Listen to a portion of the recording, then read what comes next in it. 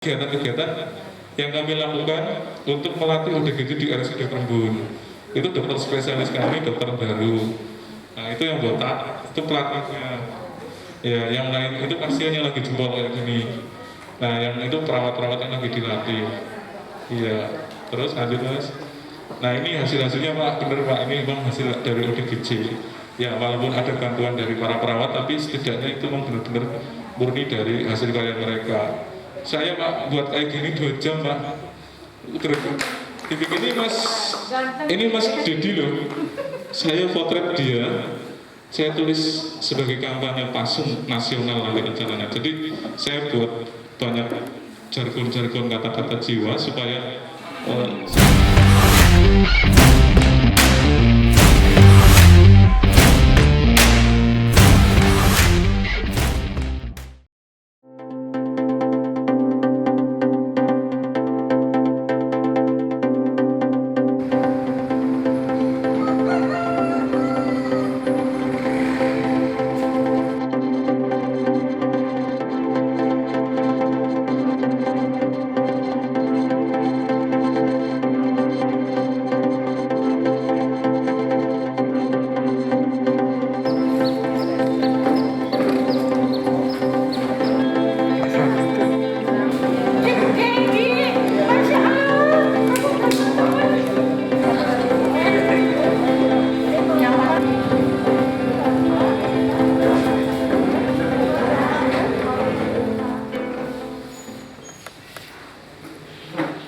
saya bagusnya di mana ini Kak? Di sini apa di mana ini? Di sini. Terima kasih. Assalamualaikum warahmatullahi wabarakatuh. Yang saya hormati Bapak Kepala Desa, yang saya hormati istri dari Dinas Kesehatan, semua para kader yang pada siang hari ini telah hadir untuk hari kedua mengikuti kegiatan pembentukan Desa Siap Siaga Jiwa. Mudah-mudahan hari ini hari Rabu tanggal 9 apa yang kita rencanakan pertemuan hari ini dapat bermanfaat. Dengan adanya Desa Siap Siaga Jiwa tentunya harapannya ada masyarakat, kader, kepala desa dan pemerintahan desa ada warganya yang mengalami gangguan jiwa.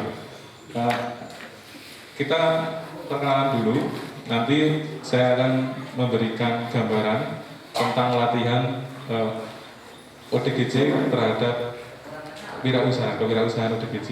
Perkenalkan, nama saya Muklis Fauzi.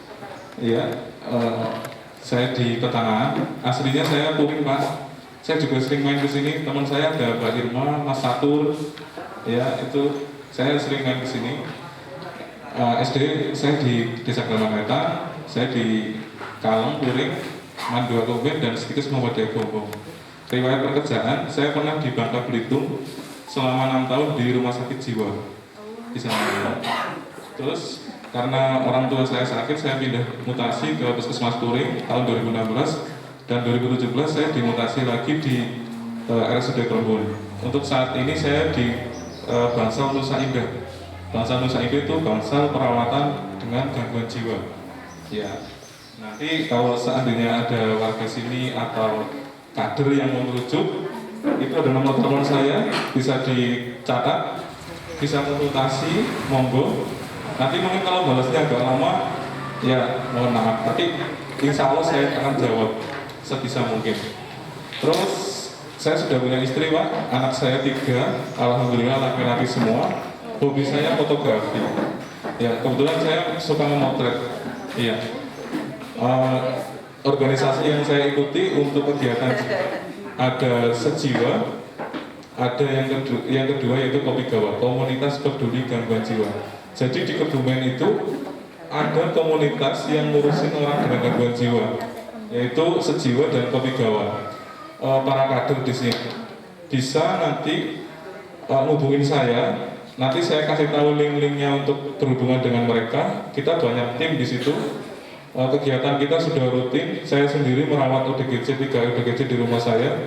Ada nanti dari Sejiwa setiap hari Jumat kita memberikan santunan 200 pasien dengan gangguan jiwa yang benar-benar terlantar. Nanti banyak kalau ada apa-apa bisa kontak ke Sejiwa atau ke Kopigawa, sama saja. Oke, itu nomor telepon saya. Itu channel YouTube saya, Mantri nih. Ya. Nanti jangan lupa di subscribe katanya ya. Ya, ya. Channel saya namanya Mantri nih. Soalnya orang kadang panggil saya Pak Mantri, jadi buat saya Mantri aja lah, Mantri nih. Gitu. Oke, lanjut Mas. Nah ini anak-anak saya Pak. Ya, ya. Oke. ODGJ di sini materi saya ODGJ entrepreneur gitu kan. Tadi saya selewengkan itu. Ya, biar teringat atau apa-apa. Entrepreneur ya, entrepreneurship. ODGJ sendiri sudah tahu artinya apa? Singkatannya tahu. Singkatannya tahu ya, orang dengan gangguan jiwa.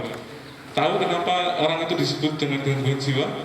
Mungkin ini kayaknya yang paling muda. Ya, paling muda dan paling Kemarin kan udah, ayo. ODGJ tahu nggak artinya apa Mas? ODGJ?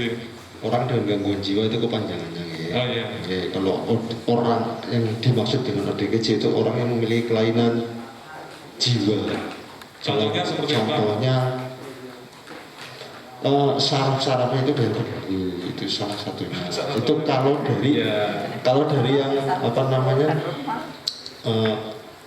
faktor-faktor yang yang dari badan ya. Dari badan. Ya. Kalau yang dari luar bisa dari pola pikir, Pola pikir asuh, berbeda dengan orang lain ya. Iya. Iya, oke, ya. Itu termasuk ya. Jadi orang dikatakan dengan gangguan jiwa itu mudah Pak. Pertama dia mengganggu orang lain atau merusak dirinya sendiri. Contoh misalkan, mohon maaf ya, saya sudah kontrak dengan Mas Budi, Mas Dedi terkait tentang dia itu disebut ODGJ, nggak masalah ya Mas Dedi? Ya nggak apa-apa, ini sebuah kampanye pasung ke Mas Dedi supaya tidak ada pasung di Kebumen, makanya saya buat logo-logo baju untuk menolak pasung di Kebumen. Ya, jadi contoh Mas Dedi, ya, kenapa dia dulu itu disebut ODGJ?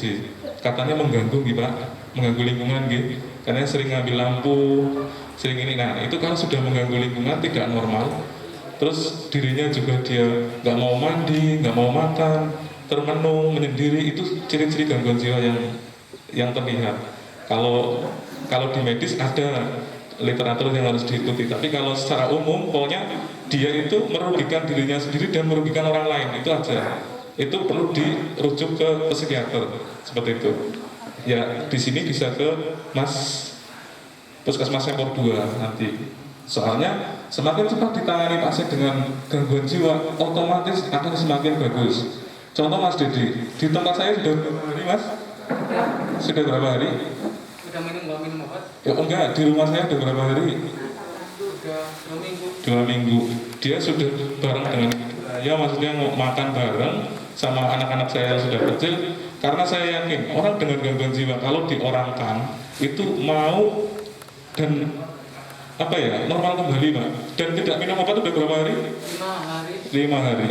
Tapi saya kontrol, kalau dia udah mulai bingung saya kasih obat lagi. Tapi memang sengaja saya nggak kasihkan obat karena saya berikan terapi aktivitas yang lebih lah, yang saya harapkan dia tidak bengong, tidak menyendiri. Terus ini banyak tim-tim saya sudah menganggap Dedi itu seperti keluarga saya sendiri. Ini saya bawa tukang syuting sendiri juga sudah menganggap dia sudah seperti biasa. Tadi malam juga udah tidur bareng, ngopi bareng. Jam berapa ngopi kita tadi malam? 12. Jam 12. Sudah seperti saya anggap biasa. Jadi yang saya tanamkan di sini kepada semua orang di Kelenteng ya, karena kejadian langsung kebetulan di sini ada 2 kemarin kan. Saya harapkan jangan sampai itu terjadi lagi. Karena nanti saya ajarkan bagaimana sih trik-trik dia supaya nggak termenung, misalkan kambuh atau mengganggu lingkungan, itu yang bertanggung jawab yaitu warga lah. Nanti saya akan trik-triknya. Oke, yang berikutnya yang warna kuning yang tadi Mas, entrepreneur ya. Tahu apa arti entrepreneur? Itu ada artinya Pak, kewirausahaan.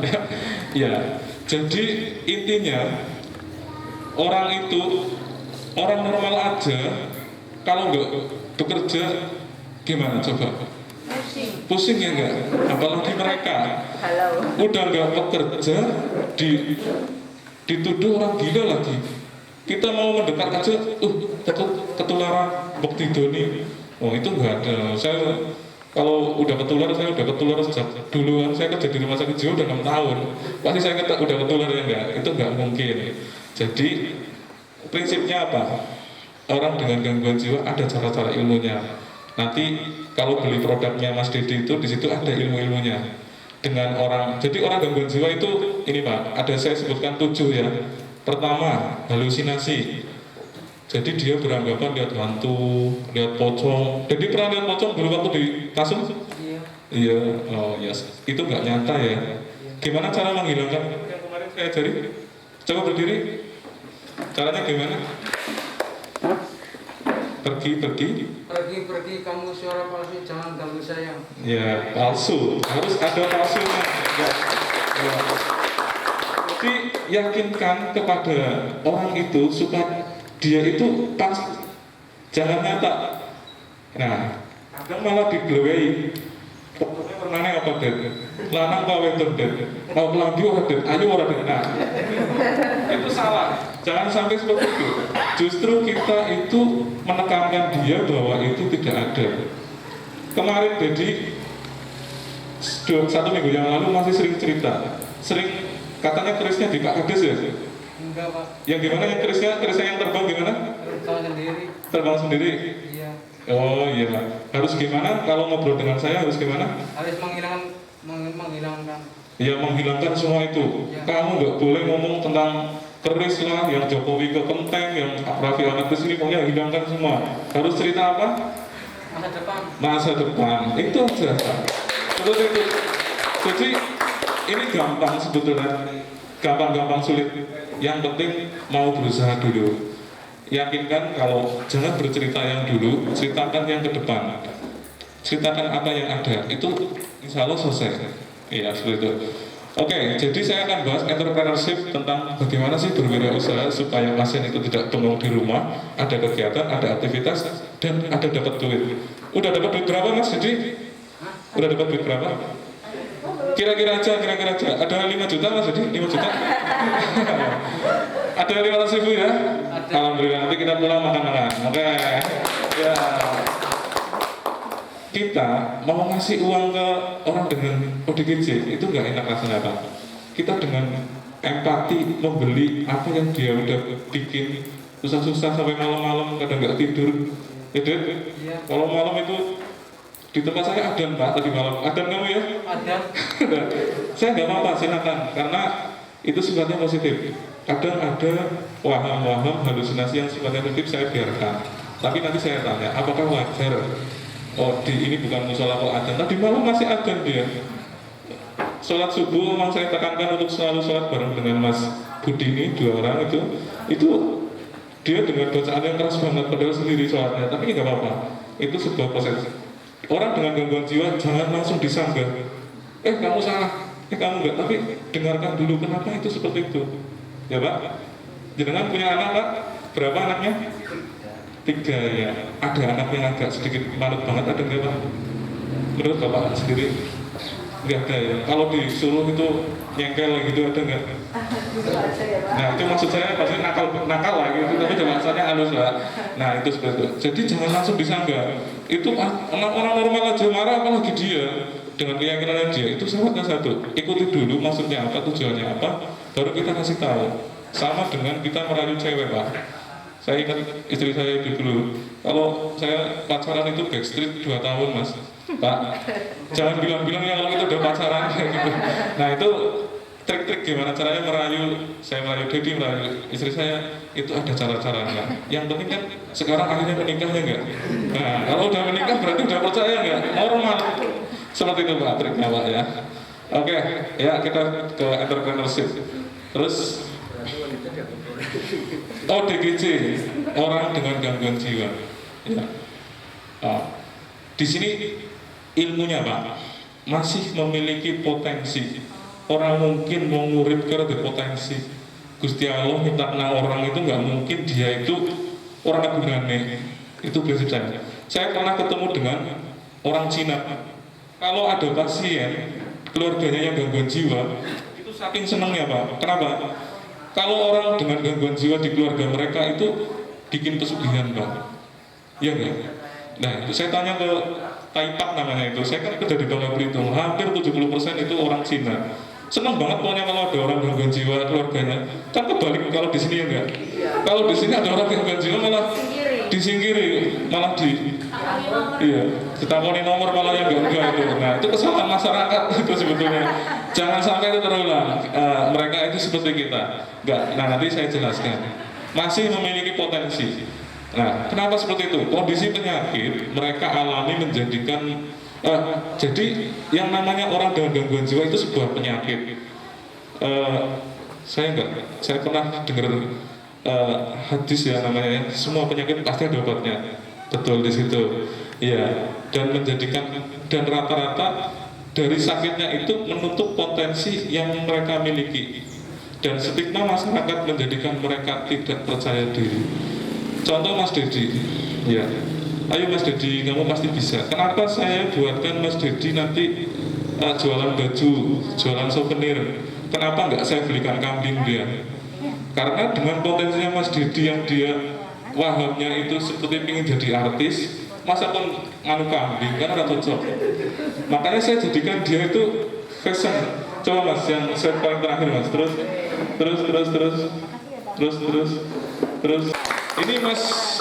Ini Mas Dedi loh. Saya potret dia. Saya tulis sebagai kampanye pasung nasional nanti rencananya. Jadi saya buat banyak jargon-jargon kata-kata jiwa supaya saya nggak mau ada pasien itu dipasung. Karena itu udah hal yang paling ibaratnya yang paling nggak manusiawi lah. Iya. Mas Dedi kadang malam sering cerita, saya nangis Pak. Saya lihat pocong mau nekak saya, ya nggak Ded. Pas saya dipacung saya nggak bisa lari. Nah kalau pocongnya beneran ada gimana Pak? Cepat mati. Untung nggak ada ya Ded, halusinasi ya Ded. Iya, nah itu kan kasihan. Kalau ada harimau di sana dimakan gimana? Nah itu sangat tidak manusiawi. Nah ini saya cocokkan dengan Mas Dedi karena yang masih muda ingin jadi artis. Akhirnya saya buat dia itu beneran jadi artis nanti. Mudah-mudahan berhasil. Ya. Oke, kembali lagi Mas setelah. Ya. Oke, ya. Nah, ya ini di sini. Oke, hilangkan stigma masyarakat. Stigma itu pandangan buruk terhadap ODGJ. Itu utama. Orang Jawa itu istilahnya seperti ini. Melaku salah, mundur salah, minggir salah, menung salah. Diomong baik. Apalagi mereka yang pikirannya bagus gitu loh Pak. Jadi jangan disalahkan, tapi di reward, kasih reward. Lihat, Mas Dedi bukan maskernya Mas Dedi. Kamu ganteng banget Mas Dedi. Nah, tersenyum kan? Kasih reward.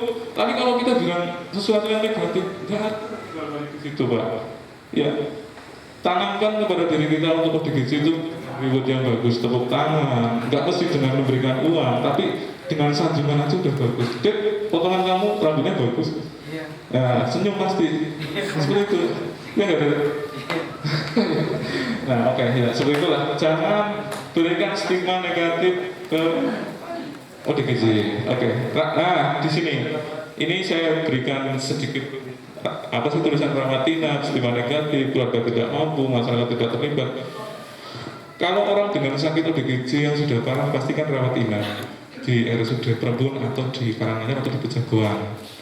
Nah, setelah sembuh kembali ke masyarakatnya sama aja kayak kemarin.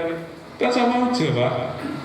Bapak sakit diare, wis dibalik nang masyarakat bahwa percaya nih ngombe mangan pedes-pedes ke orang menyebabkan diare lagi enggak? Coba saya alih dengan nih Pak Lurah sakit batuk ya, bawa ke rumah sakit sembuh, datang ke rumah lagi di sini ngerokok aja Pak, ngerokok, minum es enggak apa-apa. Enggak apa-apa, santai aja di sini, enggak ada yang gitu. Padahal di kesehatan medis itu akan menimbulkan sakit batuk lagi ya enggak? Ya sama aja, pasien udah dirawat inap, udah di sana di apik-apik nangnya, balik-balik pada bayar dipasung maning wingi kaki siapa ini sing masuk sing kaki sing muda yang sebelah sananya lagi kaki siapa apa sama ada kaki wah pasung maning gitu kan, itu adalah nggak bagus lah. Mohon ini yang terakhir ya Pak ya, kita pahamkan ini yang terakhir di desa Kenteng. Oke, keluarga tidak mampu ya dengan orang dengan gangguan jiwa itu faktor ekonomi pasti. Saya lihat rumahnya Dedi, udah makan belum? Udah makan mie. Ya wajar lah ya Pak, mohon maaf ini ya. Itu pasti orang dengan gangguan jiwa permasalahannya di faktor ekonomi. Makanya ada solusi entrepreneurship tentang bagaimana berwirausaha supaya dia itu mendapatkan penghasilan. Seperti itu solusi yang terbaik. Di saat dia pulang, yang tadinya nggak mau bekerja, kita siapkan pekerjaan, dapat uang dan ada yang dimakan, ya akhirnya dia nggak kambuh lagi. Itu tujuannya entrepreneurship, intinya seperti itu. Dan tidak ada rawat inap berulang seperti itu. Ya, oke, lanjut Mas. Ya, ini edukasi lagi masih konsepnya. Ya terus ya yang tadi. Nah, apa sih yang harus kita lakukan?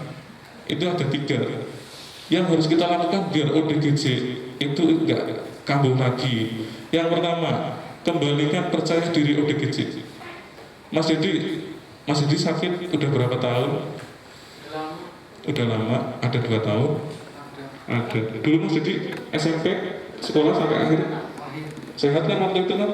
Kembalikan dia ke masa yang dia itu jaya, sehat.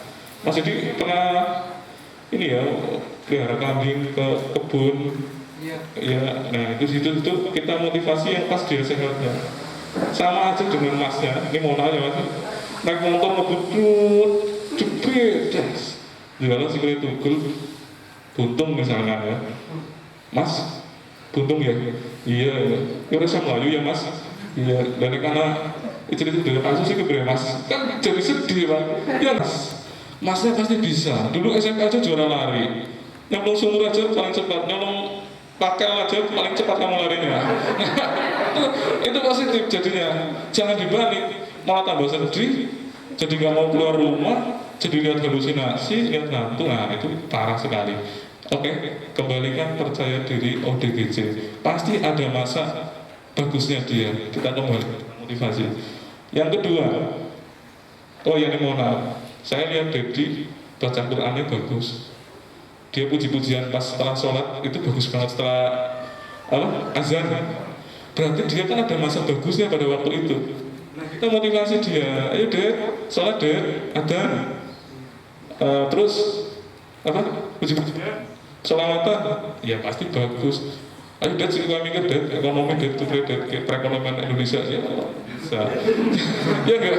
Jadi tanyakan yang dia itu dulu positif. Siapa yang bisa? Masyarakat tentunya, karena dia yang tahu kondisi Mas Dedi. Oke. Yang kedua, bekali keterampilan.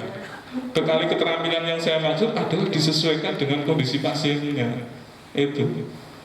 Masa Mas ini, mohon maaf ya Mas, buntung bekali keterampilan suruh mengangkat-angkat batu kan ya nggak lucu kan.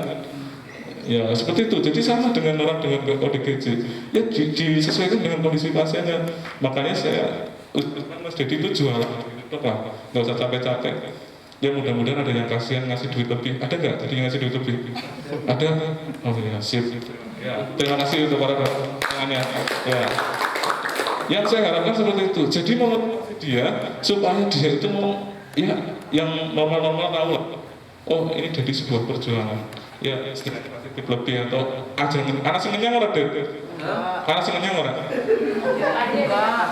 Ada kebahatan banget semuanya nih ada. Jadi kita ngomongin rega aslinya jadi ketolak, malah diketolaknya dipunya. Ada pikiran positif terhadap orang lain itu akan membantu banget psikologis di saat orang itu terpuruk. Mbak, wis tua ya Mbak, melakukan lah, gak bagus.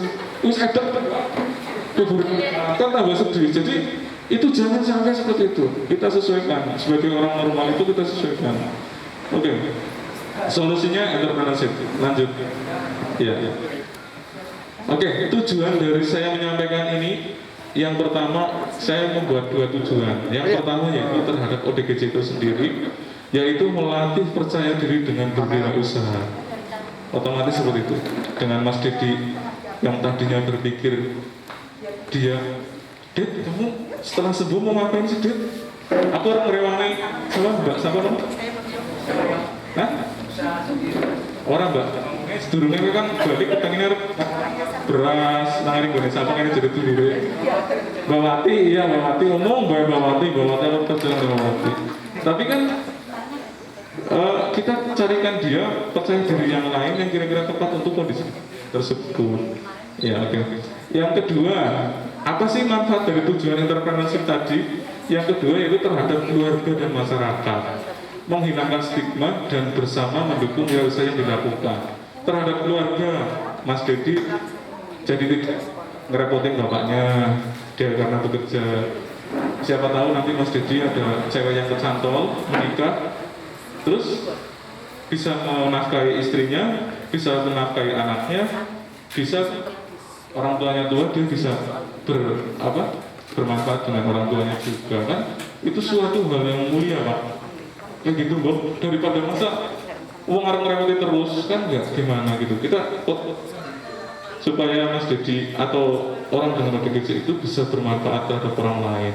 Hilangkan stigma, bersama mendukung wirausaha yang dilakukan ODGJ. Terima kasih untuk para yang mau beli, itu termasuk sudah mendukung yang dilakukan oleh ODGJ. Ini tadi yang beli kaos siapa, Dit? Wah, ya, terima kasih. Ya. Iya, nah terima kasih Mas Teguh dengan apresiasi dengan membeli kaosnya Mbak Mas Dedi, dia pasti akan bercerita kemana-mana nanti. Waduh kaosku juga untuk tukang main bareng, tahunya orang pakai bareng mereka bareng. Ya seperti itu, orang dia itu akan mengingat memori-memori yang dulu dia bahagia nanti. Oke lanjut Mas. Ya. Nah, bagaimana sih rencana yang mau dilakukan nih? Nah, gimana sih kita menyeleksi pasien ODGJ yang kita kira-kira apa nih yang tepat untuk pasien tersebut, ODGJ tersebut? Nah, ini saya buat ada 8. Yang pertama, seleksi kegiatan yang cocok. Tentunya Mas Dedi karena dia ada waham itu istilahnya itu berhayal sesuatu kalau itu nyata Pak. Mas Dedi, Jokowi pernah kemana, ke Kenteng, di daerah mana? Sama kejadian orang Jono meninggal. Oh, boten yang di sini yang katanya rumah tingkat yang warna hijau. Kamu pernah cerita, bener? Rumahnya Bukini. Iya. Pernah ke situ, Jokowi? Belum. Oh, belum ya. Dulu pernah cerita seperti Abi Ahmad juga ya katanya ya. Oke. Terus sekarang gimana? Apa yang harus kamu lakukan kalau punya pikiran seperti itu? Harus menghilangkan. Menghilangkan. Kan enak Pak. Iya. Oh, berarti Dedi ini cocoknya fashion nih, taunya dia artis, terus bajunya juga nih, stylenya juga bagus-bagus, malah style sama dia. Iya, rapi banget ya, kalau dandannya sama banget, mandi juga lama. Oh cocok nih kayak kalau saya buatkan jualan baju. Yang kedua, melakukan pendataan kebutuhan. Jadi nanti ada adminnya di sini dan seperti itu ya. Oke. Yang berikutnya, dia membuat jadwal pelaksanaan kegiatan. Nah inilah fungsi kader Pak. Kader tentunya berbeda dengan masyarakat biasa. Kader sudah punya pelatihan khusus, pendampingan khusus, keilmuan, atau pelatihan yang sudah pernah diikuti setidaknya terhadap ODGJ. Jadi nanti membuat jadwal pelaksanaan kegiatan itu istilahnya seperti ini. Dit, kalau malam radionan. Iya. Kalau tidur jam berapa? Apa? Jam 8. Ya, kalau sholat maghrib harus gimana? Harus membaca Al-Quran. Nah seperti itu. Jadi sesuatu jadwal-jadwal itu dia harus tanamkan. Iya. Kalau makan berapa hari sekali? 3 kali. Iya. Nggak boleh masuk rumah ya? Iya. Iya. Istri saya kantor sama dia. Jadi nggak boleh. Dia lewat samping rumah ngambil makan, muter lagi gitu. Iya. Udah saya buatkan rumah sendiri di sana. Ya walaupun belum bagus ya. Siapa tahu nanti dari penghasilan kita buat yang agak permanen dikit. Oke? Ya oke sih. Iya. Perasaan kegiatan harian itu penting Pak. Iya, misalkan dia punya kambing atau apa, kita kita kasih batasan-batasan. Kalau udah maghrib, kalau udah asar ya pulang. Kalau udah jam 12 ya makan. Itulah fungsi kader. Pahalanya luar biasa. Terus yang berikutnya membantu pembuatan proposal.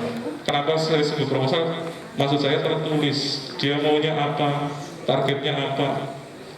Oh, Dedi pingin jualan baju, punya toko baju ya, Ded? Iya. Iya, oh berarti saya harus tertarget nih. Saya sekiranya jualan baju kecil-kecilan dulu, siapa tahu nanti dari situ ada yang melirik. Sudah Bu Nini pesan berapa, Ded? Bajunya, Ded? 80. 80. Oke. Sudah 80, Pak. Alhamdulillah.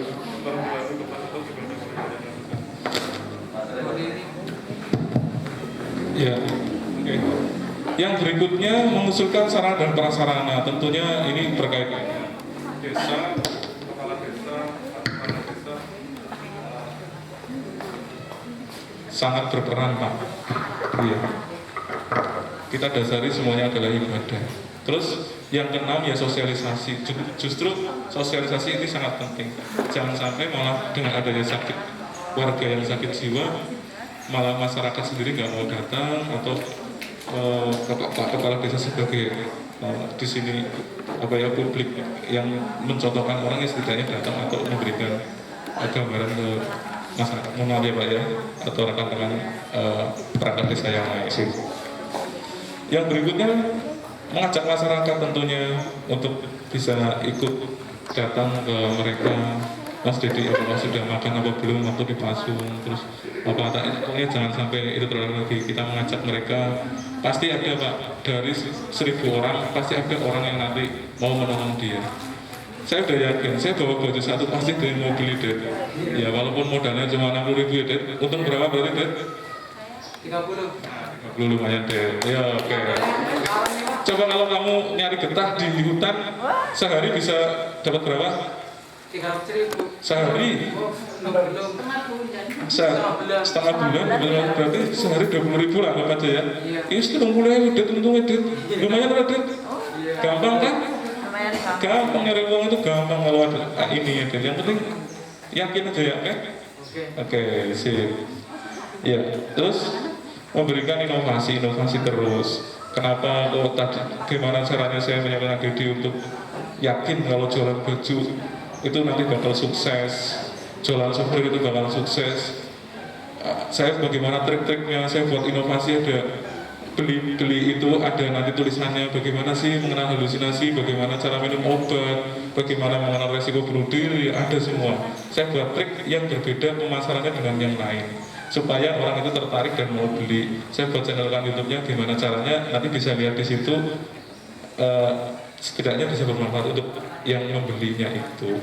Jadi inovasi itu penting. Misalkan ada ODGJ di desa sini yang sakit, ibu-ibu, kita buatkan warungnya jero, kan tidak menjual.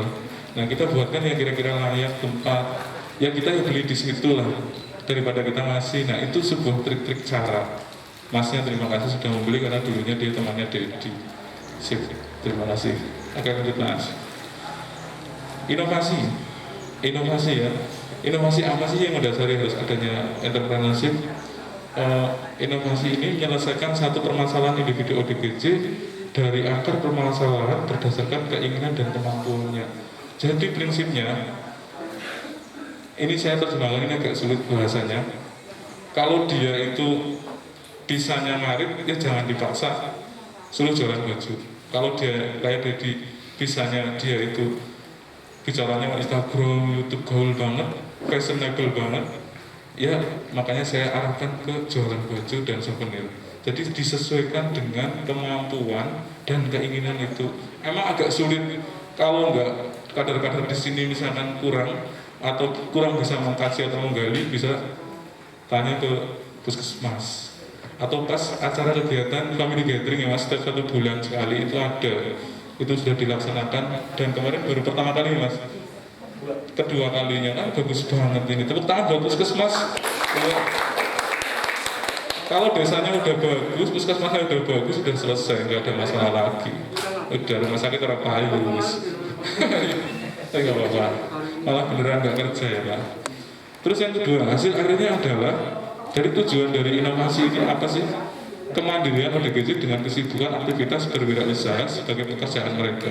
Dengan kesibukan itu otomatis yang tadinya ngelamun lihat pocong, ngelamun lihat Pak Jokowi datang ke sini, Alfi Ahmad datang ke sini, akhirnya tidak berpikiran seperti itu. Ya nggak ada? Iya betul, seperti itulah. Jadi tujuan dari kewirausahaan selain mendapatkan uang juga menghilangkan gangguan jiwanya. Lanjut Mas. Sumber daya yang dibutuhkan, ya tentunya yang namanya wirausaha kan nggak mungkin hanya berdoa aja ya Pak. Gila Pak, pasti udah pada tahu semuanya, pasti ada support dana, terus sarana dan prasarana juga harus dipenuhi. Terus yang ketiga yaitu penggunanya masyarakat itu sendiri. Mas Dodi kan souvenir kayak gitu kok nggak ada yang beli. Nah kan masyarakat penting beli Mas, ya pura-pura buat support mereka. Sarana dan prasarana. Saya harus buatkan tempat, saya harus buatkan yang kira-kira menarik, saya harus jemput Dedi dari Petanangan ke sini. Nah itu kita sarana dan prasarana saya penuhi supaya dia itu termotivasi dan mudah-mudahan nantinya dia hidup normal kembali ke masyarakat dan bisa berguna untuk balai desa di desa Kenteng ini nanti ke depannya. Oke lanjut Mas. Nah manfaat yang akan diperoleh itu ini saya sebutkan dari ODGJ sendiri, yang kedua dari desa, yang ketiga dari masyarakat. Nah, apa sih manfaat dari setelah terjadinya entrepreneur pasien terus dia tidak halusinasi lagi, tidak kambuh lagi, dan dia dikatakan sembuh? Apa sih keuntungannya? Yang pertama dari pasien itu sendiri akan semakin percaya diri tentunya, mengurangi kekambuhan karena ada kegiatan, mendapatkan penghasilan untuk menghidupi dirinya sendiri, keluarga dan orang lain. Siapa tahu nanti dengan adanya Dedi di sini dia sudah bisa jualan baju, akhirnya terangkatlah di sini cari karyawan orang sini siap ya besok. Nah itu kan berguna bagi masyarakat, bagi orang sini. Terus yang berikutnya dari desa, pemerintah desa berhasil menyelesaikan arah dan tujuan dari terbentuknya DSSC. Tentunya kalau tidak ada pasien yang dipasung, tidak ada pasien yang ngamuk atau sampai istilahnya dipasung kembali, itu DSSC di sini sudah berhasil, patokannya seperti itu. Jadi keuntungannya desa otomatis menjadi acungan jempol, oh desa Kenteng sudah tidak ada pasung. Yang berikutnya masyarakat. Apa sih keuntungan dari setelah pasien itu sembuh masyarakat? Masyarakat akan lebih tenang melihat ODGJ sekitar mereka mampu melaksanakan peran positif. Yang tadinya mau ke musola gara-gara ada ODGJ di situ nggak mau, jadi nggak mau ibadah. Pernah ngalamin gitu nggak? Aja lihat anak-anak pembunuh adik kan terganggu masyarakat. Aja lihat anak mau didoni. Masa hati aja kayak ngomong nular. Nah itu kan mengganggu. Nah adanya ODGJ yang sudah sembuh, stigma masyarakat yang tadinya mau melakukan kegiatan positif takut, akhirnya sekarang sudah enggak. Seperti itu. Oke lanjut Mas. Ya keuntungannya ada. Nah ini kegiatan-kegiatan yang kami lakukan untuk melatih ODGJ di RSUD Rembun. Itu dokter spesialis kami, dokter baru. Nah itu yang botak, itu pelatihnya. Ya yang lain itu pasiennya lagi jempol kayak gini. Nah yang itu perawat-perawat yang lagi dilatih. Iya, terus lanjut Mas. Nah ini hasil-hasilnya Pak, bener Pak, ini memang hasil dari ODGJ. Ya walaupun ada bantuan dari para perawat, tapi setidaknya itu memang benar-benar murni dari hasil karya mereka. Saya Pak buat kayak gini 2 jam Pak. Dipikir-pikir untungnya itu 5.000 jam, berarti aku sedihnya paling kulit telur 4. Aduh, 30.000 lah ya lumayan. Ya setidaknya kalau beli jangan ngenyang Pak. Ya, gitu. Oke lanjut Mas. Nah ini Dedi nih, dia cerita dia ini lagi ngapain dia? Kamu di burung Garuda kayak gitu dengan cewek? Hah? Siapa itu dia? Kamu bukan itu dia? Iya. Iya, ini Dedi dulu waktu di RSUD Rembun. Dia udah ceria, semangat, apalagi dengan Bu Ika ini. Dia foto bareng Bu Ika ini Bu Ika itu. Ya, dia dimotivasi sama Bu Ika supaya dia melepaskan ininya, ekspresinya. Kayak bebas deh, karena saya suka foto tak ambil lah kayaknya. Kalau dia udah senyum seperti itu berarti udah percaya, udah enak Pak. Clear jadinya saya. Oke lanjut Mas. Nah ini direktur kami, Dr. Iwan Danaldono, dan sampingnya itu adalah Dr. Garu spesialis jiwa. Dia sudah melirik-lirik nih, wah mau membeli di situ, otomatis dengan membelinya itu kan membantu perekonomian mereka. Lanjut Mas. Nah ini Mas Budi, ya saya bawa juga Mas Budi. Semangat Mas Budi. Semangat, ya oke. Ya terus lanjut. Nah ini kegiatan-kegiatan pelatihannya. Kebetulan Bu Ika juga datang waktu itu, Bu Sri juga datang. Lanjut Mas. Nah ini Dedi nih. Itu maksudnya apa Ded? Ya, bajumu coba berdiri Ded, bajumu Ded. Itu tulisannya apa Ded? Kemudian kolak pasung. Weh, pelukan. Jadi keinginan kamu itu apa Ded? Setelah kamu pakai baju itu biar apa? Biar masyarakat gimana? Tahu? Biar tahu nggak masuk lagi. Woi, sip banget itu langkah. Jadi jangan sampai ada pasang di kebumian, ya. Karena sedihnya Dedi saya tahu sendiri, sampai mau nangis saya Pak. Kalau dia cerita mau lihat pocong mau ditek kepalanya itu, pokoknya sedih banget. Jangan sampai ada pasang. Kalau ada yang kira-kira mengganggu, nggak bisa bawa ke Perburuan saja. Nanti ketemu dengan saya di sana. Ya, tak kangen di sana maksudnya. Oke, masih tak masukkan ke tempat isolasi. Ya. Ini saya buat beberapa gambar-gambar yang menghidupkan kepada teman-teman kita, masyarakat, supaya jangan sampai ada terjadi pasung. Mereka itu lagi sakit, harusnya butuh dukungan dari kita, dirangkul, bukan malah di stigma negatif seperti itu. Sudah saya contohkan tadi beberapa. Lanjut Mas. Nah ini hasil-hasilnya lah. Saya potret karena saya suka memotret, saya potret dan saya upload di Shopee, di IG, di Facebook, ya semampu saya bantu jual untuk mereka. Lanjut Mas. Nah ini saya tulis kreasi kerajinan Komnas Peduli Gangguan Jiwa, kerajinan ODGJ Kebumen. Monggo itu ada alamat media sosialnya, bisa datang kunjungi di situ. Nanti bisa beli lewat online. Yang saya harapkan, karena saya tahu teknologi, saya yakin 5-10 tahun ke depan orang Kebumen itu semua belajar dengan online, hampir 90% Pak. Jadi saya sudah nekat di sini, saya ajarkan online supaya tidak gaptek ke depannya. Lanjut. Nah ini kata-kata terakhir, ini sangat penting yang coba baca. Maknanya apa? Yang tahu langsung ngomong di depan saya. Maknanya apa ini di sini? Silakan kalau ada yang misalkan bisa mengartikan dari kata-kata itu, ya. Ada yang udah tahu, silakan saya kasih mic. Persepsinya apa tentang ODGJ itu? Ayo Pak, ini senyum-senyum dari tahu ini. Ya.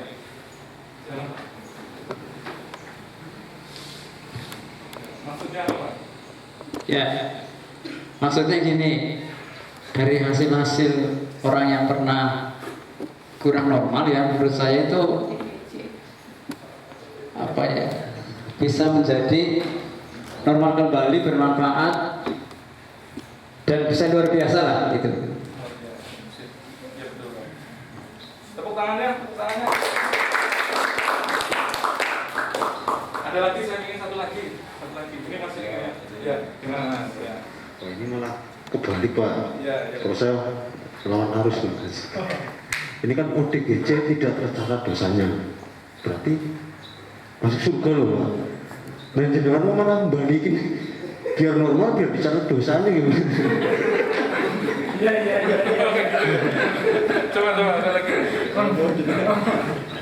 Ya, ada lagi Pak. Silakan. Saya seperti ini. Ini akan menjadi kontroversi. Kalau nggak kontroversi, nggak nyantel di otak nanti. Saya selalu kayak gitu Mas. Ini kebetulan ada dosen saya ini, saya nggak ingat. Dulu S1 keperawatan, saya ini cerita ya. Saya itu buat tulisan di mading Pak, stikers tutup. Nah otomatis kan ribut nih para dosen. Oh kok bisa stikers tutup, kenapa? Saya buat seperti itu madingnya itu dulu baik ke Mona. Saya sampai dipanggil, nilai saya D. Kalau nggak kayak gitu, dosen nggak akan berpikir tutupnya kenapa. Jadi, oh dosennya masih S1 harus S2. Saya sampai dipanggil itu dulu. Kalau nggak kayak gitu, ya silakan aja di sini misalnya.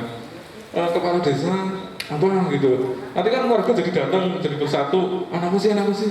Oh jebulin anak gitu, pengalihan isu gitu Mas. Nah inilah seperti ini ya. Saya tuliskan di sini. ODGJ tidak tercatat dosanya. Gimana menurut kalian? Kalau ada ODGJ melempar batu terus kencing di masjid atau apa, itu kira-kira dosa apa enggak ya? Karena tidak ada hisab. Tidak ada hisab ya Pak ya, kalau dari agama kita. Nah terus ini saya kata-kata ini saya ambil dari Pak Budi sering bilang seperti ini, membangunkan ODGJ yang tadinya itu sudah nggak kena hisab, terus saya sembuhkan, kita sembuhkan bersama dan bermanfaat bagi dirinya, bagi orang lain. Bapaknya Dedi jadi nggak sedih menanggapi Dedi berguna untuk bapaknya, terus berguna untuk orang lain, contohnya istrinya, anaknya. Bayangkan, luar biasa nggak? Luar biasa sekali di saat ada ODGJ sakit, terus kita sembuhkan, terus bermanfaat untuk orang lain, bermanfaat untuk dirinya. Dek, setelah tadi banyak uang, apa yang kamu lakukan ke orang tuamu? Harus membantu orang tua. Membantu orang tua. Apa yang mau kamu beli pertama untuk orang tuamu? Ya, semen Semen. Kenapa beli semen? buat apa? Buat bikin rumah. Nah, mulia nggak Pak? Mulia. Jadi itu tujuan kita. Setidaknya diri sendirinya bisa, orang lain pun dia bermanfaat. Itu yang saya harapkan. Nah, jadi nanti kalau bapak-bapak kader, ibu-ibu kader semua di sini kita mendukung ODGJ untuk sembuh dan bisa bermanfaat untuk dirinya sendiri dan orang lain, luar biasa sekali. Dari saya terima kasih, mohon maaf apabila banyak kesalahan. Saya baru pertama kali ngomong di depan umum ini Pak. Ya, benar-benar saya baru pertama kali. Ya, jadi saya mohon maaf, mungkin banyak bahasa-bahasa yang tidak sopan atau kurang berkenan. Wabillahi taufiq wal hidayah. Wassalamualaikum warahmatullahi wabarakatuh.